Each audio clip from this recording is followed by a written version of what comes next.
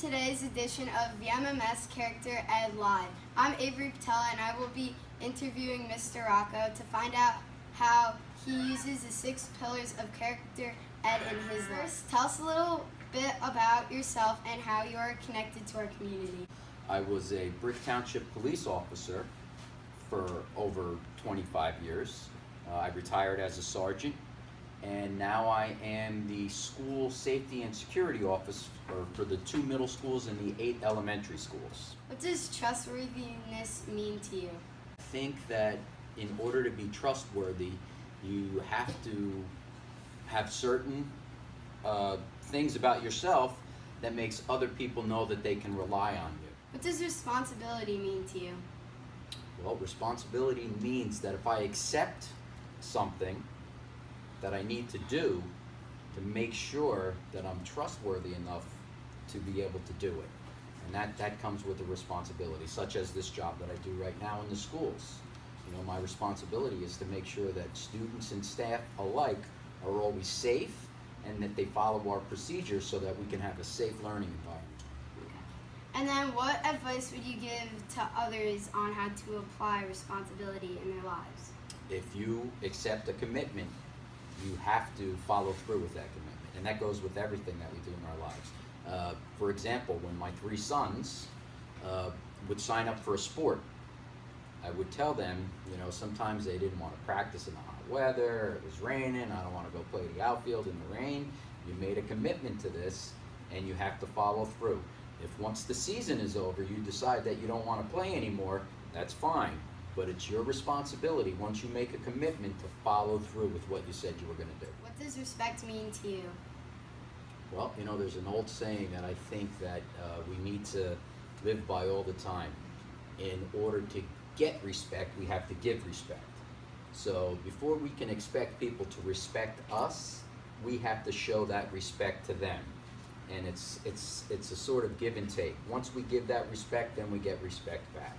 Is there a time when your respect was tested? If so, what happened and how did you handle that situation? You know, I would say that sometimes as a police officer, when you respond to a certain situation, you have to maintain a sense of order about yourself, even though people are trying to push your buttons and maybe have you lose your respect for them, that, you know, you still have to understand what they're going through and show them the respect that they deserve. Because something that seems quite small to us might be very large to somebody else. And we always have to remember that and respect that fact. So those are times when my respect might have been tested. What advice would you give to others on how to apply respect in their everyday lives? Well, I think the most important thing that we can do for ourselves when it comes to respect is, first of all, to respect ourselves. We have to respect ourselves before we can respect anybody else and expect them to respect us. How do you use the pillar of fairness in your life? I try and treat everybody the exact same way. And I always go back to my law enforcement career. When I was training officers, what I would tell my officers was that they should treat everybody the way that they would want their own mother treated. And I think that's a good way to be fair. Is there a time when your fairness was tested? If so, what happened and how did you handle that situation? Well, I think that most of the time where fairness has always been tested with me might have been with my 3 children. Because sometimes they think you might not be as fair to one as you are to the other. So that's when it was tested, even though I thought I was always pretty fair to everybody. Pillar number 6, citizenship. What does citizenship mean to you? Well, that's a very important one to me because I take my citizenship in this country very seriously. I love this country. I love everything that it stands for. You know, my family has a long history in this country, serving it in the military. My great-grandfather was actually one of Teddy Roosevelt's Rough Riders. Is there anything special that you'd like to say before we end our interview?